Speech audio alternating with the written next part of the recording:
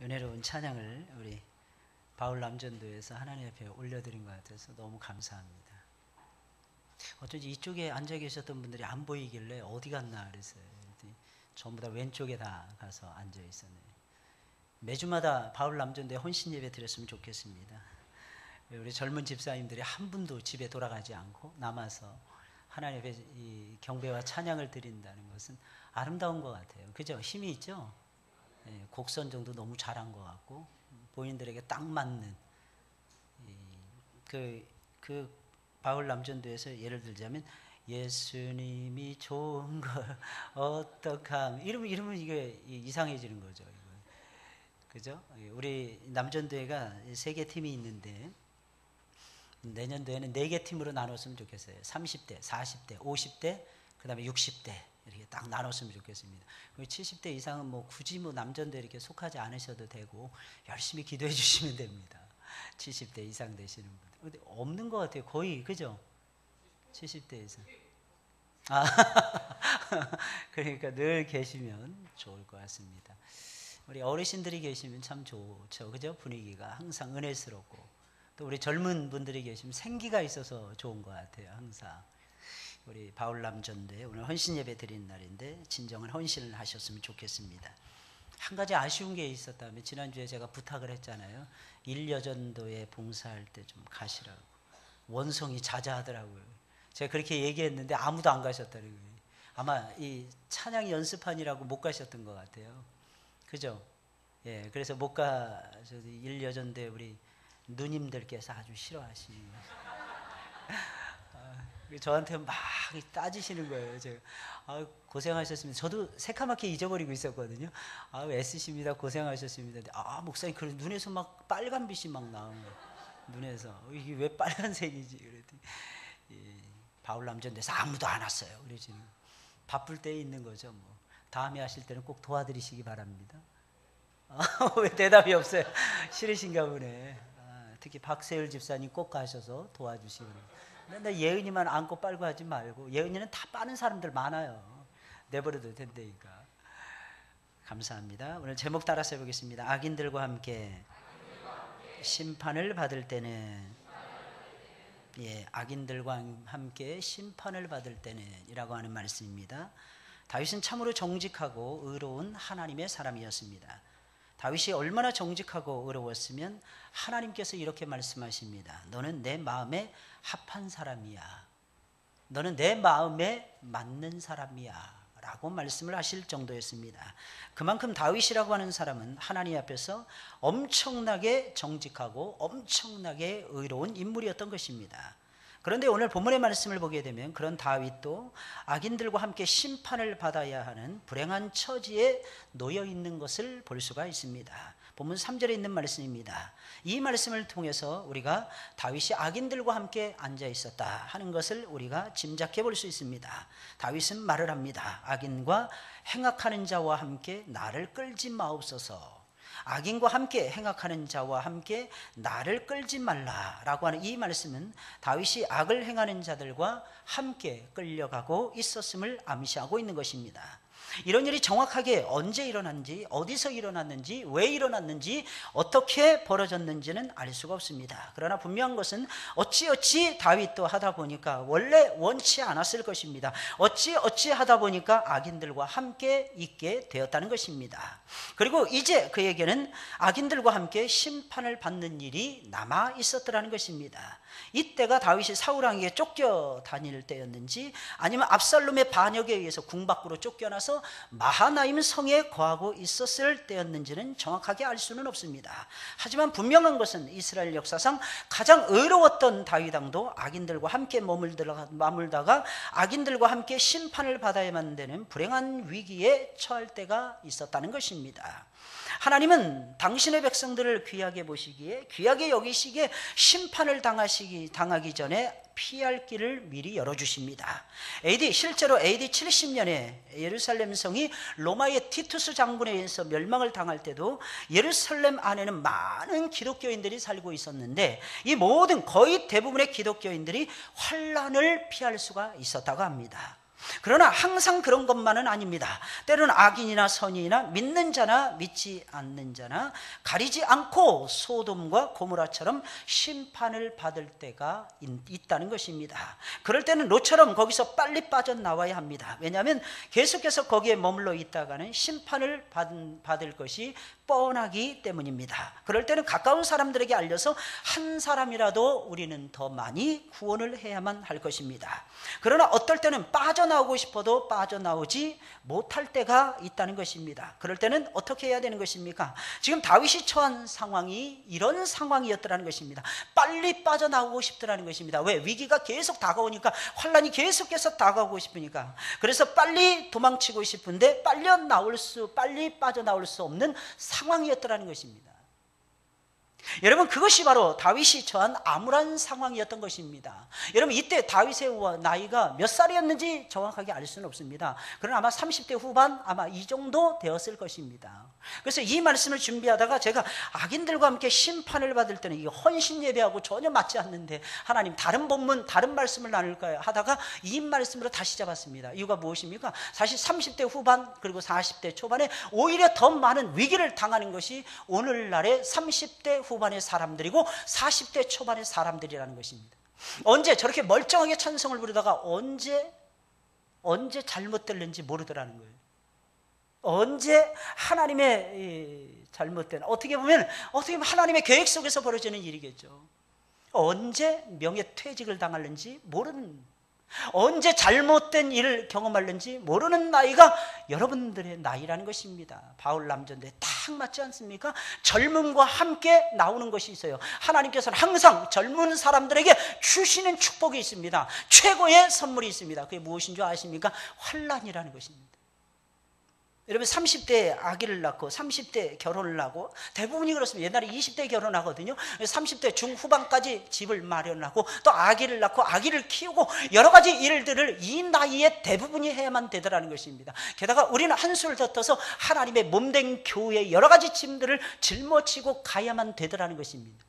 그래, 여러분들의 짐이 얼마나 많느냐는 거예요. 여러분들이 받는 고난이 얼마나 크냐는 것입니다. 30대에 환난이 있더라는 것입니다. 30대에 오히려 심판이 있을 수도 있더라는 것입니다. 여러분, 40대 초반에 나는 괜찮을 거야 라고 하는 그 시기에 하나님의 심판을 받아서 여러분들이 쫓겨날 수도 있는 것이고, 어딘가 모르게 쫓겨다닐 때도 있더라는 것입니다. 위기가 몰려올 때가 반드시 있더라는 것입니다. 그래서 많은 사람들이 이렇게 말을 합니다. 30대 후반부터 40대 초반까지가 인생의 하프타임이라는 것입니다. 하프타임이 뭔지 알죠? 축구에서 전반전 끝나고 후반전 들어가기 그 중간의 시간을 하프타임이라고 말을 합니다. 이 시기는 전반전을 끝낸 상태라는 것입니다. 공부를 하고 여러 가지 준비를 하고 결혼을 하고 가정을 이루고 그 다음에 직장생활을 하고 10년 남짓 내지는 15년 이상 신앙생활, 직장생활을 한 다음이 되라는 것입니다. 이때는 인생의 하프타임을 반드시 겪어야 되더라는 것입니다. 한 번쯤 쉬면서 내 자신을 돌아봐야 되더라는 것입니다. 그래서 오늘 본문의 말씀을 선택한 이유가 한번 그 고난을 당하면서 한 번쯤 되돌아보라는 겁니다. 그래야 40대를 달려갈 수 있다는, 그래야 50대를 힘있게 달려갈 수 있다는, 그래야 60대를 준비할 수 있다는 것입니다. 오늘 성경 우리에게 그렇게 도전을 하고 있는 것입니다. 지금 다윗이 처한 상황은 암울한 상황이었어요. 빨리 빠져나오고 싶은데 빠져나올 수 없는 상황입니다. 물론 선택할 수 있다고 생각할 수도 있습니다, 본인들은. 그러나 우리가 선택할 수 있는 것은 사실상 아무것도 없습니다. 내가 어느 직장을 선택할 것인가? 내가 원하는 직장이 어디인가? 내가 원하는 데가 여러 군데에 내가 설령 합격이 됐다 할지라도 그 모든 직장을 내가 다 취할 수는 없는 것입니다. 뭐 하나는 버려야만 되더라는 것입니다. 다 버리고 딱 한 가지만 선택을 해야만 되더라는 것입니다. 사고를 할 때도 마찬가지입니다. 아이템을 무엇으로 할 것인가? 누구를 데려와서 쓸 것인가? 이것도 역시 고민이라는 것입니다. 바로 이 시기가 바울 남전도의 시기라는 것입니다. 어떻게 보면 바울 남전도의 양 어깨에 우리 교회 미래가 달려있는지도 모르겠습니다. 왜냐하면 허리라인을 형성하는 허리라인. 축구에서도 미드필더가 굉장히 중요하잖아요. 그래서 공수 전환을 자유롭게 움직이면서 제대로 할 수 있는 그때가, 그 시기가, 그 포지션이 뭐냐, 미드필더라는 거예요. 미드필더. 중간에서 뛰어다니는 사람들을 미드필더라고 얘기합니다. 그 모든 것을 잘 해낼 수 있는 시기, 그 시기가 바로 바울 남전도의 시기라는 것입니다.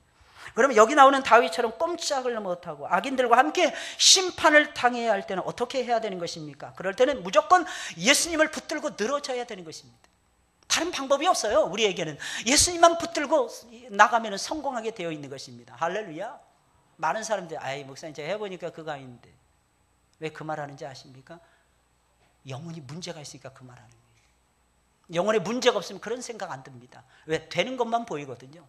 영혼이 잘 나갈 때 생각하고 있어요. 뭐가 해도 되더라는 것입니다. 심지어 실수하는데도 그것이 실수가 아니라 역사를 만들어내고야 만다는 것입니다.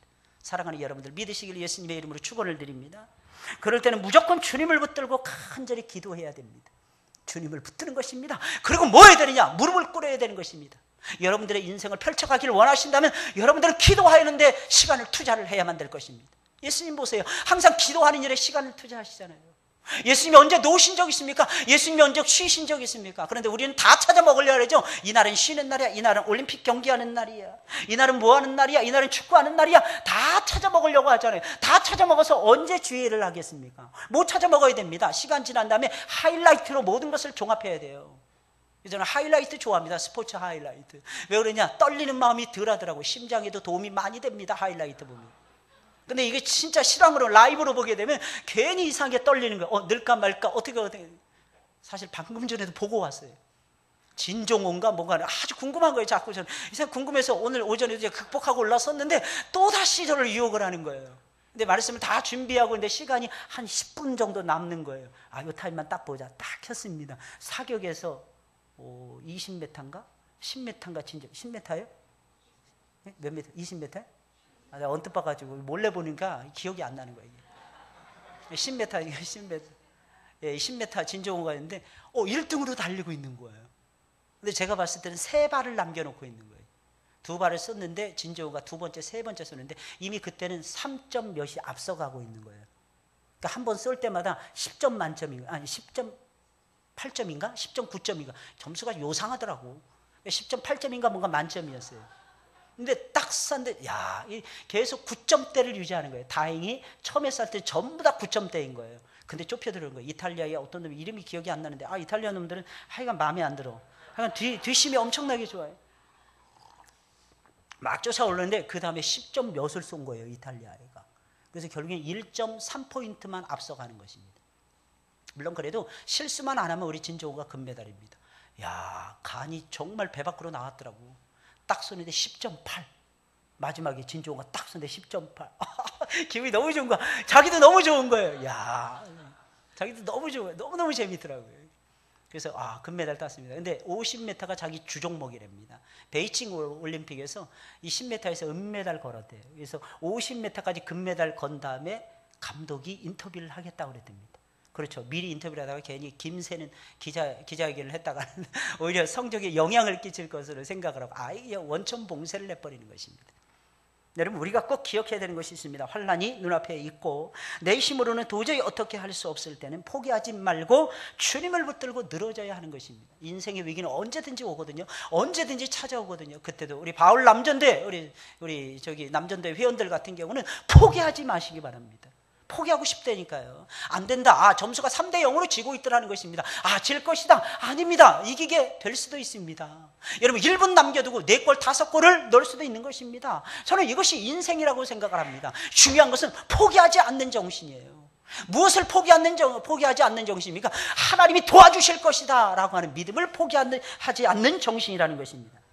여러분 본문 1절 2절에 있는 말씀이에요. 우리 다 같이 읽어볼까요? 시작. 여호와여, 내가 주께 부르짖으오니 나의 반석이여, 내게 귀를 막지 마소서. 주께서 내게 잠잠하시면 내가 무덤에 내려가는 자와 같을까 하나이다. 내가 주의 성소를 향하여 나의 손을 들고 주께 부르짖을 때에 간구하는 소리를 들으소서. 이렇게 말씀을 하고 있습니다. 얼마나 심각했는지 이해가 가죠. 무덤에 내려가는 자와 같을까 하나이다. 자신이 무덤 속으로 빨려 들어간다, 이렇게 생각할 정도였다는 것입니다. 다윗은 악인들과 함께 심판을 당해야 하는 위기를 만났을 때 자신의 반석이신 예수님을 붙들고 반석이신 하나님을 붙들고 간절하게 기도를 드렸습니다. 그는 하나님을 뭐라고 부르냐? 반석이라고 부릅니다. 나의 반석이시여, 이렇게 부릅니다. 이게 무슨 말이겠습니까? 하나님은 흔들리지 아니하시는 분이시라는 거죠. 나는 흔들릴 수 있어요. 내 믿음도 흔들릴 수가 있습니다. 내 정신도 흔들릴 수가 있습니다. 그러나 하나님은 흔들리시지 않는 분이라는 겁니다. 여러분, 그렇게 말을 하면서 내 기도에 귀를 막지 말아달라라고 매달렸습니다. 그런 주께서 내게 잠잠하시면 나는 죽습니다. 나는 죽습니다. 주께서 나에게 잠잠하시면 나는 죽습니다. 이런 신앙 고백을 하나님 앞에 올려드리면서 기도를 드렸습니다. 도저히 내 힘으로는 안 될 것 같은 일이 벌어졌을 때 어떻게 하고 계십니까? 낙심하십니까? 절망이 되십니까? 물론 그렇게 되실 것입니다. 그러나 알아야 되는 것이 있습니다. 그 낙심과 절망에 사로잡히면 내 영혼이 없어져요. 내 삶이 없어지더라는 것입니다. 내 인격도 송두리째 날아가 버리고야 말더라는 것입니다. 내 인격을 지켜야죠. 내 마음을 지켜야죠. 언제 지켜야 됩니까? 위기가 왔을 때 그렇게 해야만 되더라는 것입니다. 한순간에 삼켜지더라는 것입니다. 그러나 그렇다고 할지라도 우리는 그 다음에는 정신을 똑바로 차리고 반석이신 하나님을 간절히 찾으며 간절히 우리 주님 앞에 기도를 드려야 할 것입니다. 왜 그런 것입니까? 이유가 무엇입니까? 그게 위기의 상황에서 우리가 알 수 있는 최선의 방법이기 때문입니다. 여러분, 기도는 최후의 약이 아닙니다. 기도는 최선의 약발이에요. 최선의 약이에요. 가장 최선의 방법, 이게 무엇입니까? 하다 안 돼서 기도하면은요, 안 됩니다. 여러분, 그 의식을 가지고는 절대로 안 됩니다. 시작도 기도를 하는 거예요. 일을 하면서 힘든 일을 만났을 때도 기도하는 겁니다. 그리고 힘들어도 하나님 앞에 내가 받은 사명을 제대로 감당해내면서 기도하면서 나아가는 것입니다. 그것이 최선인 것입니다. 게다가 다윗은 그 정도로 그친 것이 아니라 아예 성소를 향해서 손을 들고 기도합니다. 여러분, 남자들이 해야 될 일 무엇인 줄 아십니까? 손 들고 기도하는 것입니다. 가정에서도 손 들고 기도하는 것, 처소에서도 손 들고 기도하라고 사도 바울은 언급을 하고 있습니다. 근데 어디서 배웠느냐? 바로 여기서 배운 것입니다. 아예 성소를 향해서 손 들고 부르짖어 기도합니다. 다윗이라고 하는 사람은 처음으로 인류 역사상 최초로 성소를 향해서 손 들고 기도했던 인물입니다. 왜 그런지 아십니까? 이 손 들고 성소를 향해서 기도하는 이 습관, 이 관습은 언제 만들어졌냐면 솔로몬 이후에 만들어진 관습이었거든요. 그런데 다윗이 하고 있는 거예요. 무엇을 의미하는 것입니까? 다윗이 손 들고 기도했다는 겁니다. 왜? 쫓겨나갔으니까. 하나님의 성소에 올 수가 없었으니까. 그래서 멀리서 성소를 바라보고 저쯤이면 성소가 있을 것이다. 하나님이 임재해 계신 곳이 성소가 아니겠습니까? 하나님의 이 법궤가 안치된 곳이 바로 성소가 아니겠습니까? 그래서 그 임재, 그 법궤가 있는 하나님이 역사하시는 그 장소를 향해서 손 들고 기도했다는 것입니다. 이유가 무엇입니까? 하나님이 오셔야 되기 때문이라는 거예요. 하나님이 그의 삶의 한복판에 오셔서 애절하게 그가 기도할 때 하나님이 역사해 주셔야만이 자신의 인생이 조금이라도 풀린다는 것을 다윗이라고 하는 사람은 감지를 하고 있었다는 것입니다. 그래서 하나님을 향해서 기도하는 거예요. 뭐 하면서? 까먹으셨네요, 금방. 뭐 하면서? 손 들고 기도하세요. 손 들고 기도하세요. 한번 손 들어보세요. 기분 나쁘시면 안 드셔도 괜찮습니다. 기분 좋으신 분들은 한번 손 들어보세요. 이 손 든다는 게 얼마나 멋있는 작품인지 몰라요. 손 들고 기도해서 엄상기 집사님이 손을 안 드십니까? 우리 마음으로 들었어요? 쑥스러우셔서 엄상기 집사님 한 가지만 더 여쭤보겠습니다. 우리 엄 집사님은 문태하 권사님에게 사랑한다는 말을 하루에 몇 번 하십니까?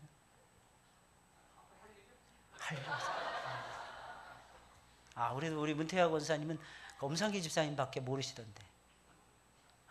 하루에도 저 같으면 한 100번 이상은 해야 되겠어요. 사랑합니다.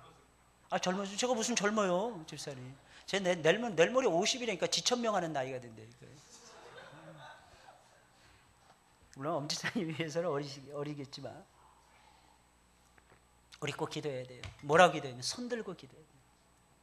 특히 남자분들이 쑥스러워도 손 들고 기도하셔야 됩니다. 자녀들을 위해서 손 들고 기도하셔야 됩니다. 하나님이 이 손을 잡아주시는 거예요. 이 손, 오른손 특히 왼손 들지 마시고, 물론 왼손이 아프시거나 다치시거나 하신 분들은 왼손 내려놓으시고, 어쩔 수 없겠지만, 물론 상관이 없겠지만, 오른손이 다치시면 거꾸로 얘기하네요.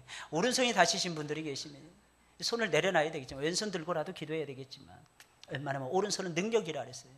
그래서 오른손을 번쩍번쩍 드시면서 여러분들이 손 들고 기도할 때 여러분들의 가정이 변화될 것이고, 분명히 확신하건대 여러분들의 일터가 새로워질 것이고, 여러분들의 사업의 문이 하나님의 은혜 속에서 활짝 열리고야 말 것입니다.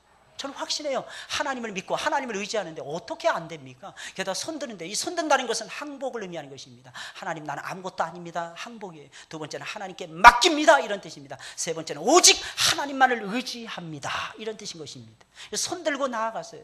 다윗이라고 하는 손들었더라는 것입니다. 그런 다윗은 손들고 뭐라고 기도했습니까? 악인들과 자신을 구별해달라고 기도했습니다. 가장 중요한 기도가 바로 이것이었더라는 것입니다. 나를 좀 구별시켜달라는 것입니다. 내가 좀 새로워지겠더라는 것입니다. 이것이 바로 다윗 왕의 기도의 내용이었더라는 것입니다.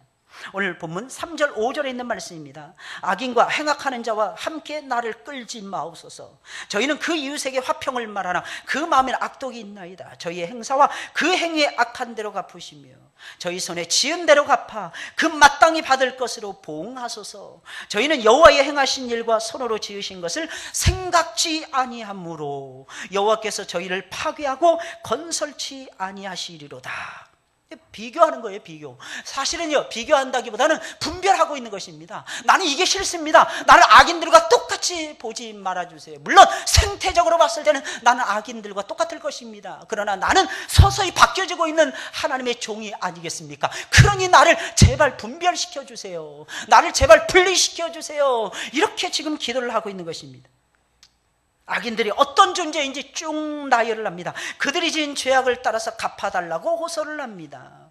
다윗이 생각하는 악인들은 어떤 존재들이었습니까? 이웃에게 화평을 말하나 마음에는 악독이 가득한 존재가 악인들이었더라는 것입니다. 게다가 여호와께서 행하신 모든 일과 손으로 지으신 모든 것을 생각지 않고 하나님이 창조하신 것을 전혀 생각지 아니하고 하나님이 주인이라는 것을 조금도 생각하지 아니하고 하나님을 대적하는 사람들이라는 것입니다. 이게 다윗이 봤을 때는 악인들이었더라는 것입니다. 말하는 거하고 속마음이 다르더라고요. 말로는 사랑합니다, 존경합니다, 말은 하는데 속에서는 증오하고 미워하고 있었더라는 겁니다. 이게 악인들이라는 것입니다. 하나님께서 만드신 모든 일과 하나님이 지으신 만물을 부정하고 있었더라는 것입니다. 아니더라는 거예요. 하나님 만드신 것이 아니라고 생각을 하는 거예요. 여러분, 신앙은 어디서부터 출발하느냐? 하나님이 나를 지으셨고 하나님이 이 세상을 만드셨다 하는 것을 인정하는 데서부터 신앙이 출발합니다. 창조신앙이 되어 있지 아니하면요, 구속신앙 없습니다. 하나님 통치신앙 없습니다. 하나님이 나중에 심판하시고 하나님께서 나중엔 상급을 주시고 하나님께서 나중에는 형벌을 내리신다. 상급신앙이 없어져 버립니다. 그래서 창세기 강의를 계속해서 하고 있는 거예요. 왜? 창조신앙이 너무너무 중요하더라는 거예요. 근데 창세기는요 50장까지 가야 됩니다. 여러분, 세일에 특별 새벽기도 끝났잖아요. 이 새벽기도회가 좋은 것이 있습니다. 이게 뭐냐면 기도 못하는 사람들이 기도하기 시작을 해요. 기도를 결심하지 못하신 분들이 드디어 기도하기 시작을 합니다.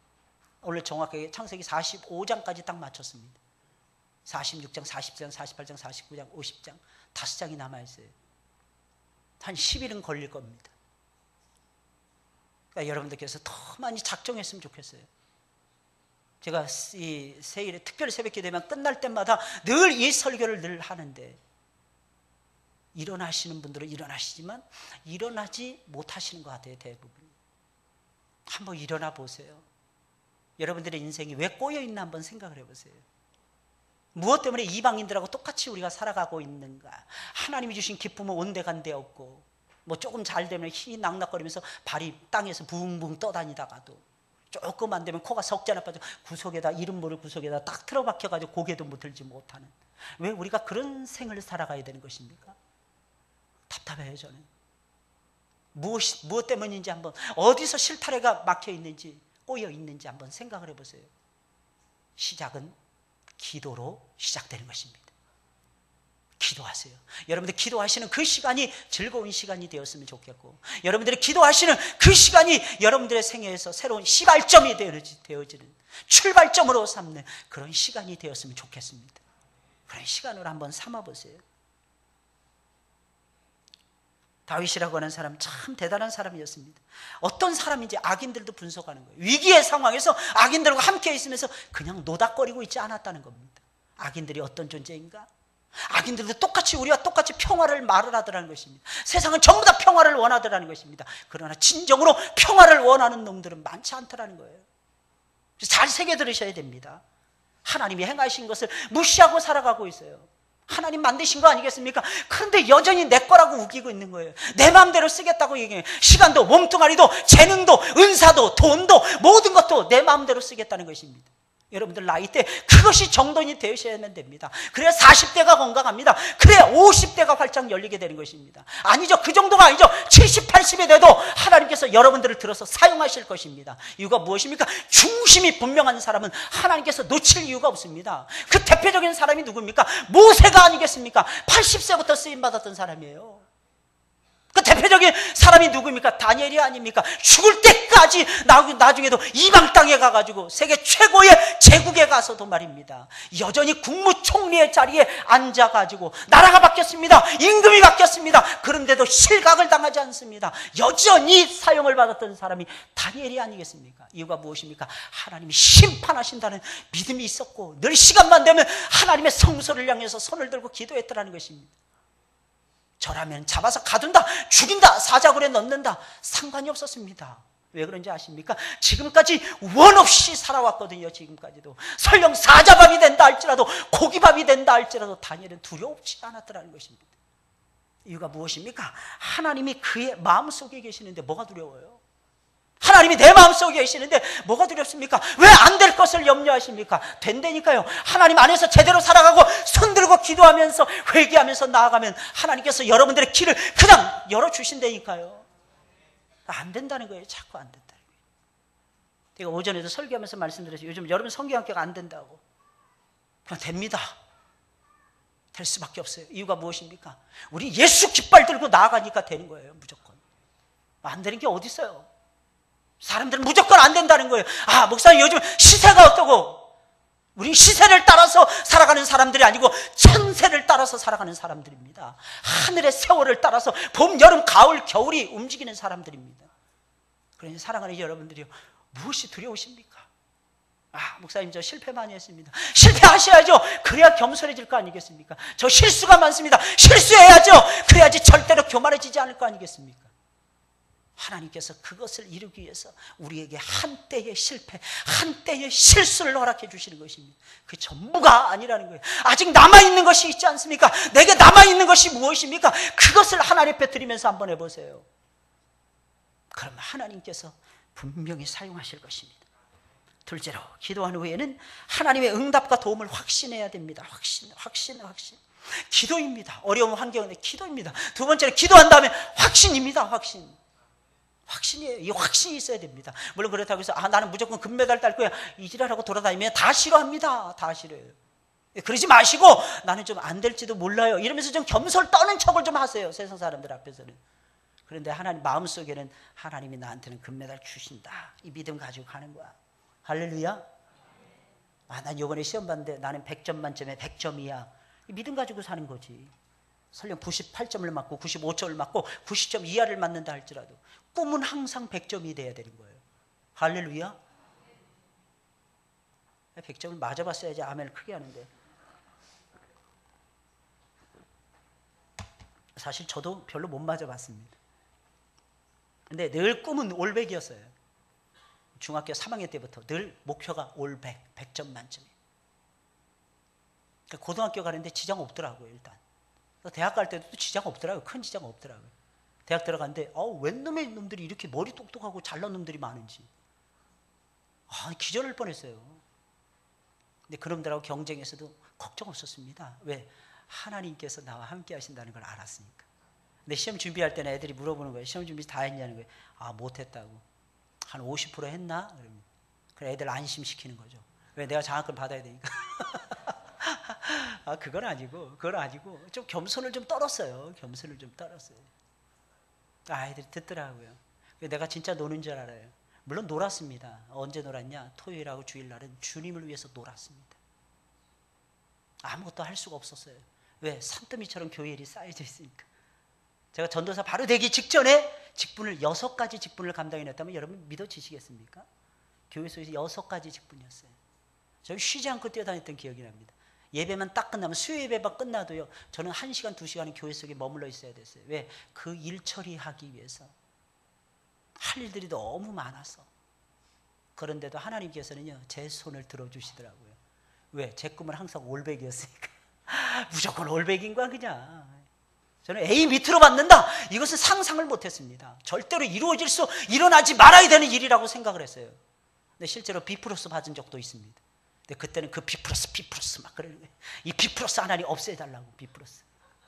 이 B+ 때문에 내가 미치겠습니다. 하나님 그러는 거예요. 저는 목사굿이 한번 딱 떨어지잖아요. 그러면 저는 목사 안 하려고 그랬습니다.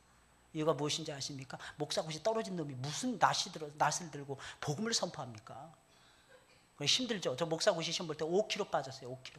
얼마나 집중력 했는지 아시겠습니까? 제가 62kg 나왔는데 57kg 나왔어요. 저 지금도 기억해요. 어느 정도로 봤는지 아십니까? 20번 이상 외웠다니까. 머릿속에 눈 감으면 쫙 흘러갈 수 있도록 만들어놨다니까요. 파노라마처럼 쫙 생각나게 해주신 하나님. 저는 그거 늘 생각합니다. 술 맡은 관원장이 요셉을 잃어버리다가 2년 만에 딱 생각이 나서 부르잖아요. 그죠? 2년 동안 새카맣게 잊어버리다가 2년 만에 생각나게 하시는 거예요. 저는 기도합니다. 하나님 오래전에 들었던 것도 생각나게 해달라고. 저는 설교하러 올라올 때도 마찬가지. 저 어린 시절까지 낱낱이 다 생각나게 해달라고. 제가 좀 전에 보았던 책 이것만 생각나는 것이 아니라 아주 오래전에 봤던 전기문까지도 낱낱이 그림까지도 색깔까지도 생각나게 해달라고 앞에 씁니다. 근데 신기한 건요, 하나님께서 제 마음을 많이 위로해 주신다는 겁니다. 100%는 아닙니다. 왜 그런지 아십니까? 저도 사람이기 때문에 교만해질까 봐 하나님께서 100%는 안 된다는 거예요. 그러나 하나님은 거의 대부분 손들어 주시는, 거의 대부분 역사해 주시는 것입니다. 할렐루야, 할렐루야. 그래서 여러분들한테 꿈을 꾸세요. 앞으로 10년 후 장기 계획을 하세요. 5년 안에 뭘 이룰 것인가 계획을 한번 해보세요. 저도 있습니다. 우리 교회 딱 부임하면서 앞으로 3년 안에 하나님, 5년 안에 이게 있어요. 그리고 10년 안에 이게 있다니까요. 말씀드릴 수 없습니다. 왜냐하면 말씀드렸다고 저보고 미친놈이라고 말할 것 같아서 저는 도저히 말씀드릴 수가 없습니다. 그런데 꿈이 있어요. 그래서 쉬지 않는 거예요. 꿈이 있습니다. 꿈이 있는 사람은 달려갑니다. 쉴 수가 없어요. 왜? 이유가 무엇입니까? 하나님이 꿈을 주셔서 이루실 때까지는요, 잠을 잘 수가 없는 거예요. 쉴 수가 없는 것입니다. 두 다리 쭉 뻗고 쉴 수가 없는 것입니다. 이게 하나님의 사람들의 특징이라는 것입니다. 졸 수도 없어요. 졸리시죠? 살살 산들바람 불어오고 딱 주무시기 딱 좋은, 그죠? 밥 먹고 게다가 떡 먹고 수박까지 드시고 얼마나 좋으시죠? 게다가 3주 연속 기다리고 있습니다. 대기 중에 있습니다. 좋겠죠. 야, 8월 한 달 하나님께서 이 삼복도에 우리 사랑하는 성도님들 너무 사랑해서 7월 마지막 주부터 8월 둘째 주까지 스케줄 딱 잡아놓으신 거예요. 할렐루야. 대단하신 하나님. 여러분 꼭 기억을 하세요. 확신을 해야 됩니다. 여호와를 찬송하며 내 간구하는 소리를 들으심이로다. 여호와는 나의 힘과 나의 방패시니 내 마음이 저를 의지하여 도움을 얻었도다. 그러므로 내 마음이 크게 기뻐하며 내 노래로 저를 찬송하리로다. 여호와는 저희의 힘이시요 그 기름 부음 받은 자의 구원의 산성이시로다. 하나님이 산성이시라는 거예요. 이게 무슨 말이겠어요? 하나님이 지켜주신다는 뜻입니다. 하나님 보호해 주신다는 뜻입니다. 하나님 역사해 주신다는 뜻인 것입니다. 어떻게 그는 생명의 위협을 느끼는 그런 처절한 상황에서도 다윗이라고 하는 찬송하리로다 찬송을 드리고 있습니다. 왜 그런 것입니까? 하나님이 도와주신다고 확신을 하고 있었기 때문입니다. 위기는 지나가는 거 아니겠습니까? 어려움은 지나가는 것이 아니겠습니까? 지나갑니다. 영원하지 않더라는 것입니다. 영원한 것은 생명이에요. 하나님이 우리 안에 넣어주신 생명입니다. 영원한 것은 하나님의 말씀입니다. 그 말씀은 천국에 가서도 계속될 것입니다. 이 땅에 있는 모든 것들은 전부 다 지나가는 것들인 것입니다. 그는 아직 심판에서 완전히 벗어난 상태가 아니었습니다. 하나님의 도우심을 아직 체험하지 못한 상태였어요. 그런데 확신하고 있잖아요. 하나님이 도와주십니다. 이 확신이 중요하더라는 것입니다. 하나님이 응답해 주실 것이다. 하나님이 도와주실 것이다. 확신하고 있었어요. 그만큼 다윗은 하나님의 응답과 도우심을 확신하고 살고 있었다는 것입니다. 여러분들이 위기의 순간에 여러분들은 무엇을 생각하십니까? 여러분 위기의 순간에 가장 빛을 발하는 것이 무엇이라고 생각하십니까? 저는 믿음이라고 봅니다. 그래서 믿음 하는 것입니다. 위기의 순간에는 내 안에 믿음이 있느냐 없느냐 이것을 반드시 채점해 봐야 되는 거예요. 점검해 봐야 되는 것입니다. 믿음이 있는 놈은 역사를 삼킬 것입니다. 그러나 믿음이 없는 사람은 역사의 뒤안길에서 울먹이게 될 것입니다. 간단한 것입니다. 언젠가 말씀드렸죠. 로마인 이야기 말씀드리면서 율리우스 시저가 마지막 다 점령했습니다. 루비콘 강을 딱 건너면서 말을 했습니다. 주사위는 이미 던져졌다. 그때 시저를 따르는 100명도 안 됐습니다. 아무리 적어도 로마에서 기다리는 폼페이우스의 군단은 2,000명, 3,000명은 좋게 되었습니다. 근데 시저는요 100명도 안 되는 군사를 잃고 루비콘 강을 건넙니다. 이유가 무엇인지 아십니까? 갈리아를 비워두면 언제 게르만족에서 갈리아 놈들에게 삼킴을 당할지 모르니까 전쟁터에 있는 전선은 비워둘 수가 없더라는 것입니다. 나라를 그만큼 사랑했어요, 율리우스 시저가. 로마는 자신의 생명과 똑같다고 말할 정도였습니다. 100명을 데리고 루비콘 강을 다 건너는데, 게다가 라비에누스라고 하는 사람이, 이 사람이 클리엔테스라고 하는 사람이, 누구의 클리엔테스였냐면은 바로 폼페이우스 장군의 클리엔테스였습니다. 로마는 클리엔테스와 주인과 종의 관계인데, 종을 가리켜서 클리엔테스라고 불렀습니다. 근데 폼페이우스에게 돌아가겠다는 결정적인 순간에 클리엔테스는 자기 주인에게 돌아갑니다. 이 라비에누스가 누구냐면 시저의 오른팔이었어요. 기병 대장을 맡았던 오른팔이었습니다. 내가 가카의 곁을 떠나가겠습니다. 시저가 말을 합니다. 그래, 너는 가야지. 제가 가도 되겠습니까? 가야지. 너는 가야 돼. 가카, 나를 용서하옵소서. 다음에 뵐 때는 전쟁터에서 뵙겠습니다. 그래, 잘 가라 라비에누스요. 그러나 내가 너에게 너의 안부와 너의 안녕을 내가 빌어줄 것이니라. 시저 그러면서 라비에누스까지 보냅니다. 근데 로마로 진격하는데 성문들이 활짝활짝 열리는 거예요. 사람들은 아무도 생각을 못했습니다. 시저가 100명의 적은 병사들을 거느리고 로마로 진격한다는 아무도 생각을 못했고, 폼페이우스 자신도 생각하지 못했습니다. 23살에 대마그너스 칭호를 받았던 사람이 바로 이 폼페이우스 장군이었고, 40이 넘어서야 겨우 중대장 견장을 달았던 사람이 시저였거든요. 전쟁터에서 만나면 상대가 안 된다고 생각했던 사람은 폼페이우스였습니다. 근데 100명도 안 되는 용사들을 거느리고 루비콘 강을 탁 건너는데, 시저가 던졌던 유명말이 주사위는 이미 던져졌다는 거예요. 물러날 곳이 없다는 것입니다. 그 로마로 진격하는데 100명일 거라고 생각 못하고 성문을 활짝활짝 다 열어주네요. 그리고 용사들이 막 붙네요. 나중에 수천 명으로 늘어납니다. 나중에 시저가, 폼페이우스가 배를 타고 도망을 갑니다. 어디로 도망가느냐? 그리스 땅으로 도망을 갑니다. 왜? 그 땅이 최고의 로마의 군단들이 진을 치고 있었던 땅이 바로 이 그리스 땅이었거든요. 거기서 무려 6만 명에서 7만 명의 로마의 병사들을 집결을 딱 시킵니다. 근데 시저는 그때도 고작해야 1000명도 안 되는 병사들을 데리고 건너갑니다. 그리고 마지막에 자기의 용사들에게 넘버 13의 군단이 있었는데, 그 13의 군단들만 와달라고 부탁을 합니다. 근데 그 군단이 배를 타고 가다가 전부 다 파선을 당해버립니다. 많지 않았어요. 고작해야 2만 명 다 딸딸딸딸 긁어 모으니까 2만 명밖에 되지 않는 거예요. 근데 전쟁을 탁 벌이는데 하루 해가 딱 지기 전에 폼페이우스가 말머리를 돌려버립니다. 이유가 무엇인지 아십니까? 시저의 편에서는요, 기병이 하나도 없었어요. 당시에는 전쟁터를 가늠하는 것이 기병이었거든요. 알렉산더가 페르시아를 점령할 때 3만 6천 명을 데려갔는데 그 중에 6천 명이 기병이었고 3만 명이 보병이었습니다.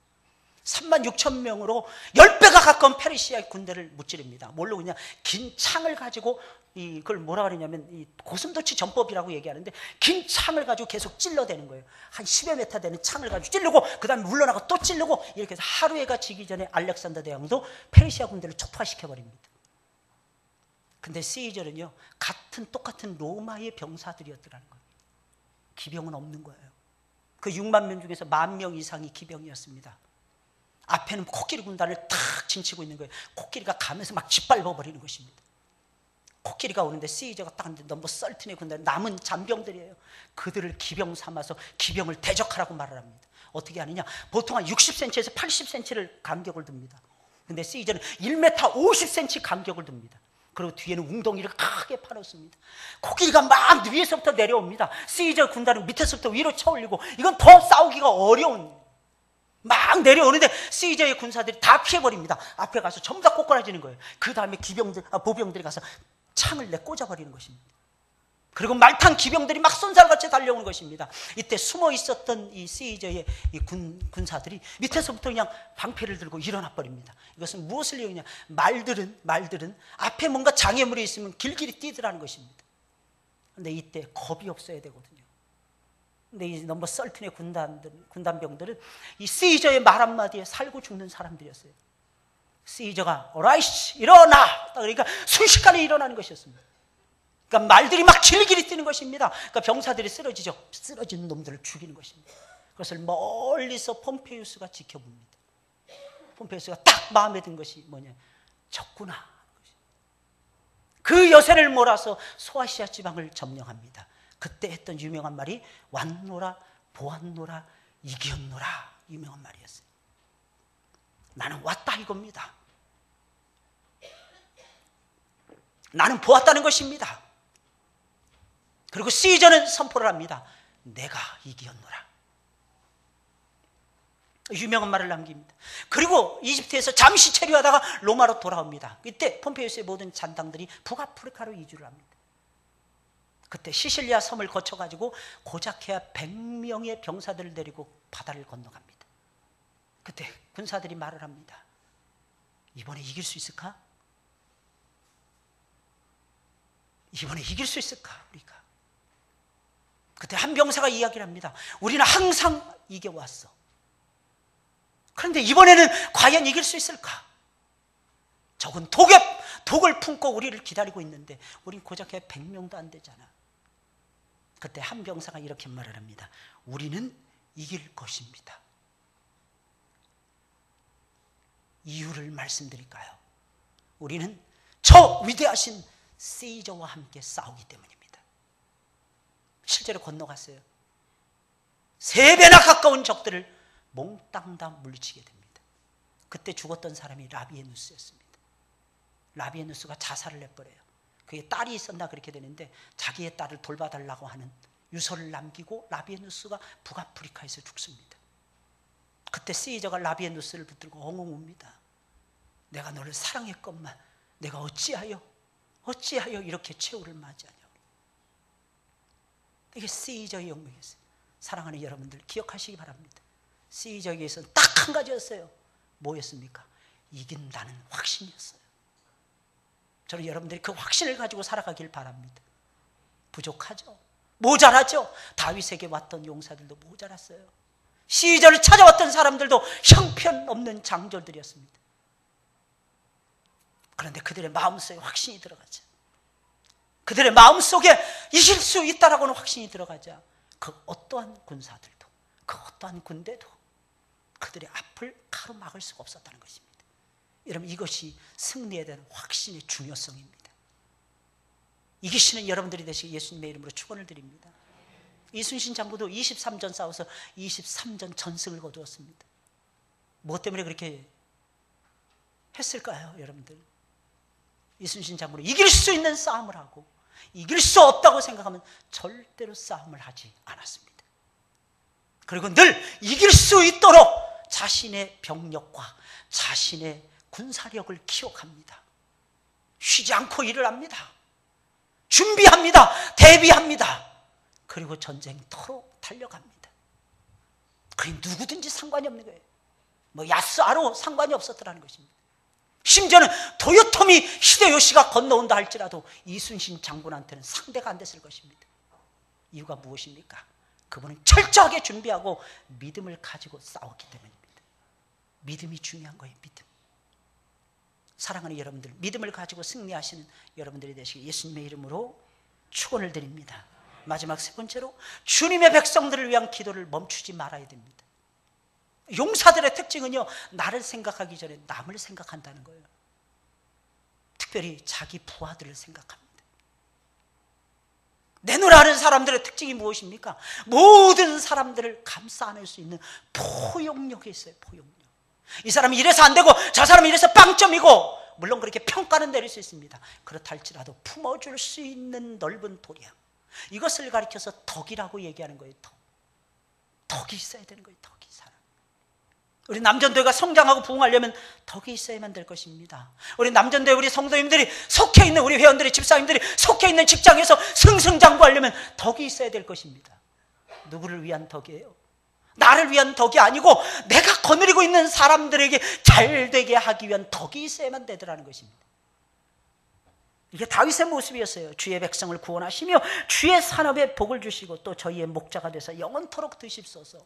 아주 간단합니다. 아주 간단해요.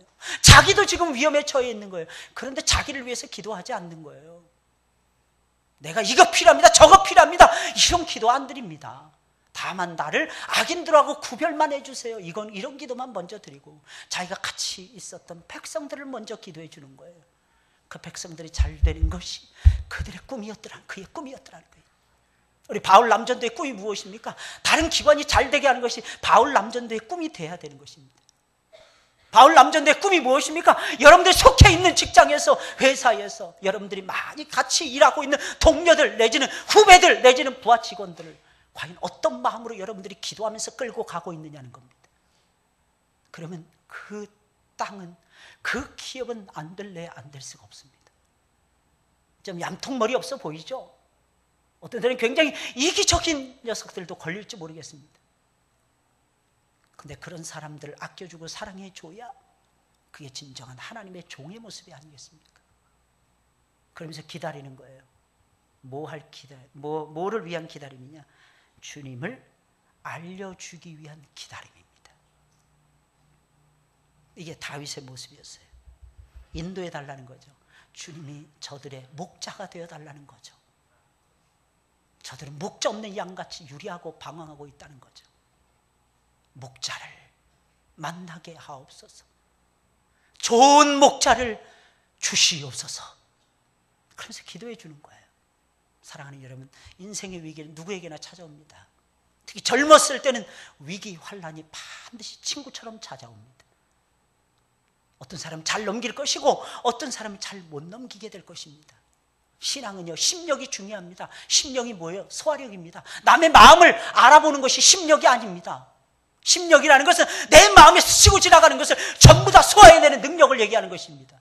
30대 포용력이 없으면 40대 더 포용력이 없습니다. 더 여유가 없습니다.